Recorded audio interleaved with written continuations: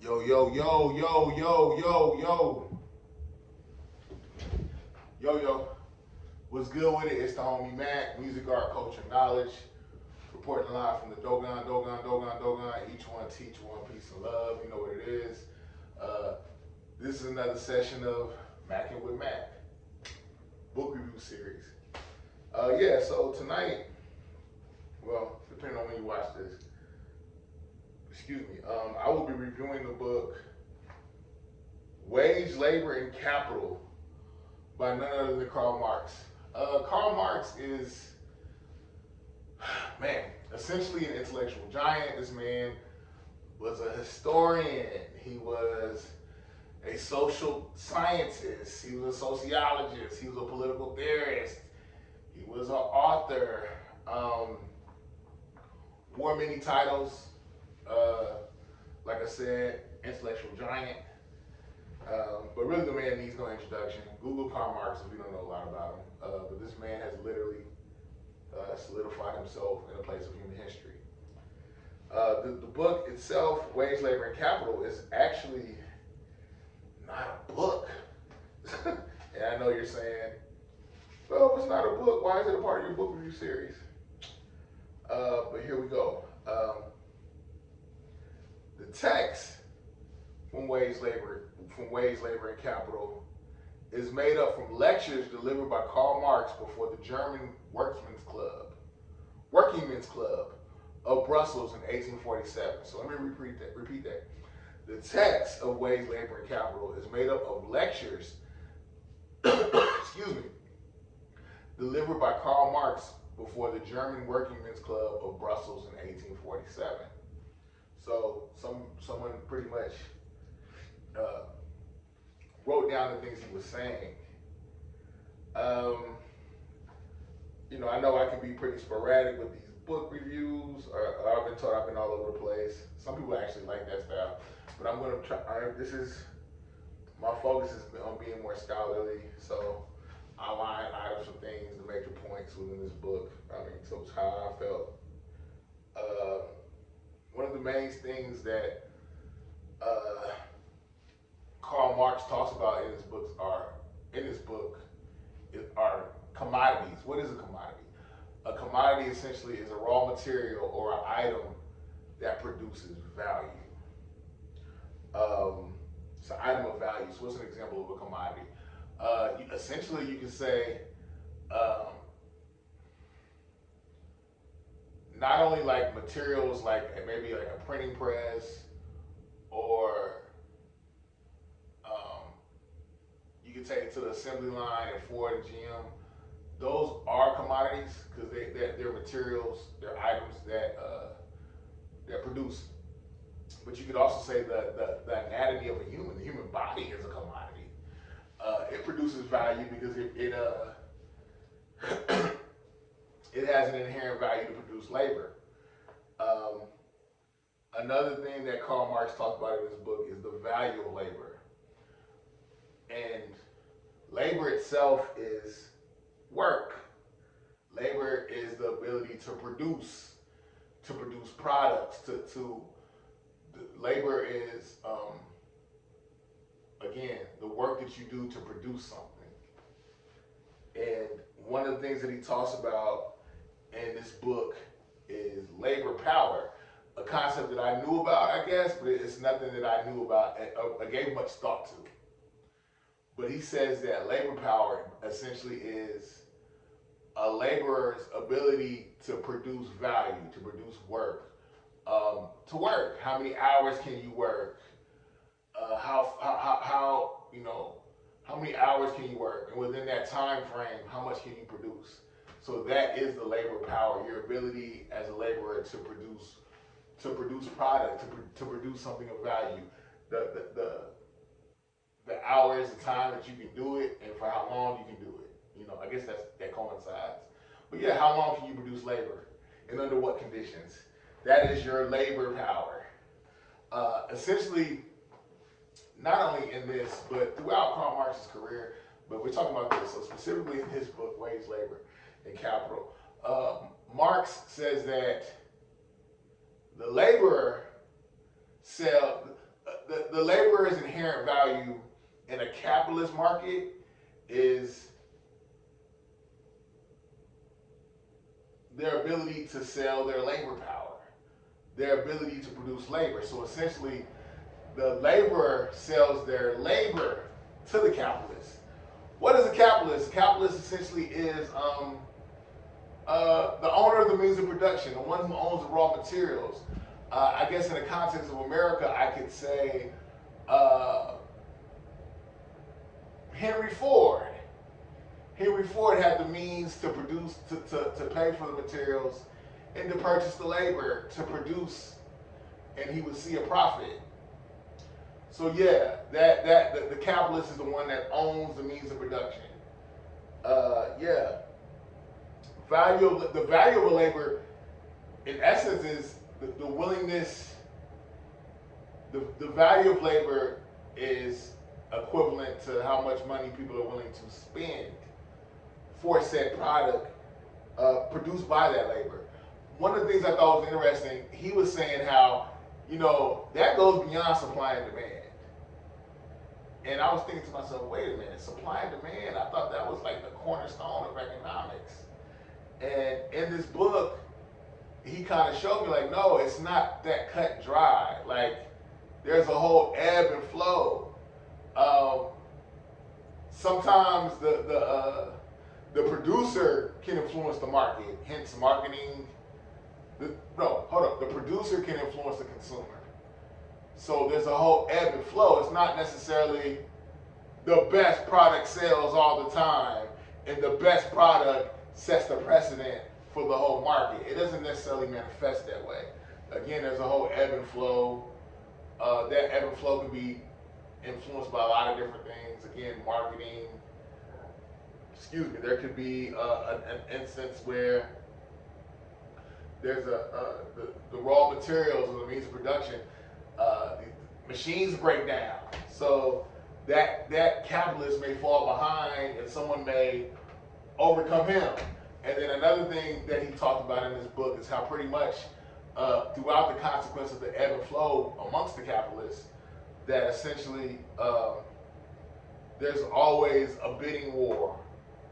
I don't even know. Let me retract that. There's not a bidding war. It's just when certain things become more common, certain products become less anomalous. So when it's not really an anomaly, the market kind of, when there's essentially what I'm saying is, when there's more competition within the market, it kind of flattens things out, or it balances things out, because everybody's competing. I want to sell more. I want to have a better product.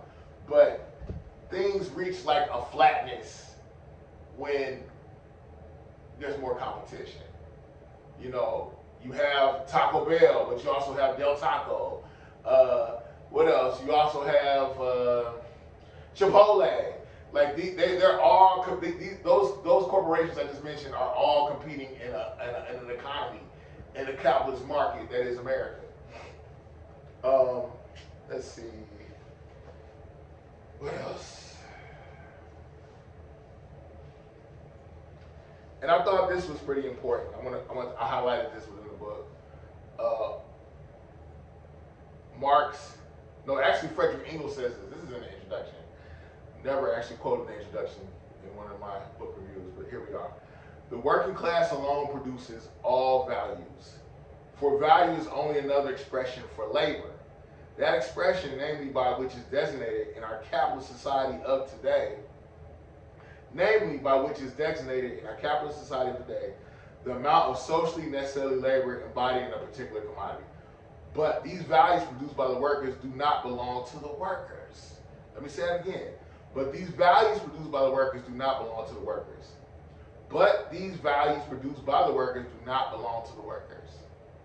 They belong to the owners of the raw materials, machines, tools, and money, which enable them to buy the labor power of the working class. And I felt like in reading that, I think it gives great context to the hold up one second. In reading that, I feel like essentially it gives context, because sometimes I feel like the Elon Musks of the world, the people who own I mean, insert name, insert corporation.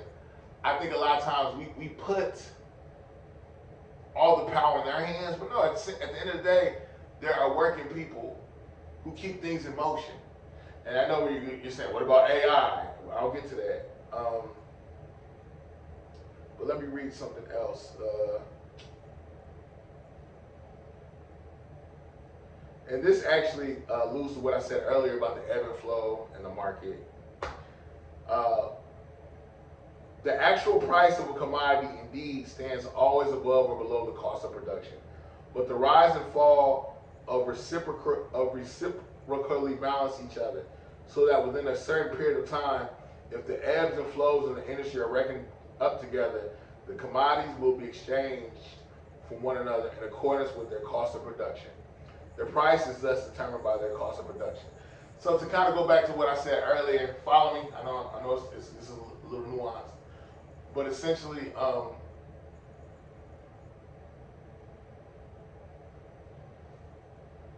the price of a commodity, it all boils down to production. How much does it cost to produce what you're making? I think that is the overarching premise in a lot of this. You need workers, but essentially you need workers to work the materials. You need workers to work the machines. And the price of a thing is dictated by the cost of production. How much does it cost to produce said product? That influences the value of a thing. How much does it cost to make said thing? Yeah. Another thing that I thought was really interesting in this book that I hadn't really gave much thought to, how a division of labor, the division of labor even causes, how do I say it? The division of labor in a marketplace essentially creates a whole value system within the what am I looking for? What is the term I'm looking for?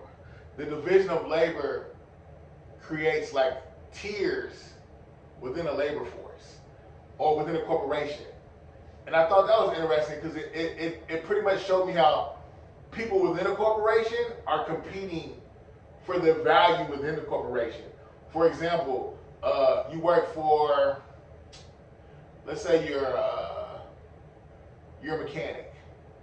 There's a division of labor that exists within that industry. You have clerks, you have actual mechanics that know how to repair machines, and then you have people that are managing the mechanics. So there's a division of labor that exists, and even in that sense, you're paid contingent upon what you produce or what you manage. Scratch that, more or less what you produce. And I thought that was interesting because I never really gave much thought to that. The fact that there's I've always thought of,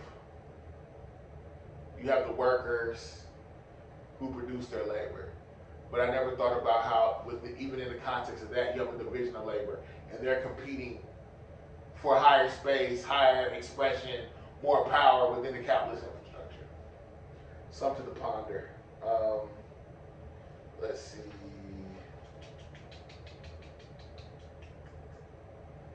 Follow me. Okay, yeah. What is it that takes place in the exchange between the capitalist and the wage labor? The laborer receives means of subsistence in exchange for his labor power, but the capitalist receives in exchange for his means of subsistence labor, the productive activity of the laborer, the creative force by which the worker not only activity of the laborer, the creative force by which the worker not only replaces what he consumes, but also gives the accumulated labor a greater value than it previously possessed. I know I said a lot. This book is very wordy. But essentially it's ultimately the capitalist repays the laborer by enabling the laborer to have access to subsistence, being able to buy food at the marketplace, being able to have a livable wage. I mean, I know now in our day and time, that's up for debate. And honestly, it may, that may not necessarily always have been true, ever been true. But in theory, the laborer gets subsistence, being able to meet their desired needs for themselves and their family. But that's up for debate. But yeah, in theory, that's what it amounts to. The laborer gets substance in response to the labor they produce. But I think the thing that's really interesting, because Karl Marx said this in this book, and he said it in other pieces of literature that I read from him. He says how pretty much the laborer exchanges their life for the substance. So what does that mean? Basically, how like the laborer essentially gets so caught up in producing producing commodities, work, producing product, that they're not even really able to live. They're not even really, there's no human expression. You're just a workhorse, you're a mule. And in a lot of ways, I feel like Karl Marx says that robs the laborer of their humanity. The fact that they have to produce so much labor, they're being robbed of their humanity in the process. And from that, I understand why so many people are stuck in the arts, why we love entertainment, why we love poetry, why we love music. We love things that almost liberate our souls from a day-to-day experience. And most people don't like their day-to-day experiences, from having to work, some form of toil. There's escapism in the arts. There's freedom in the arts. Yeah. Let me get to it. Let me tie this all in.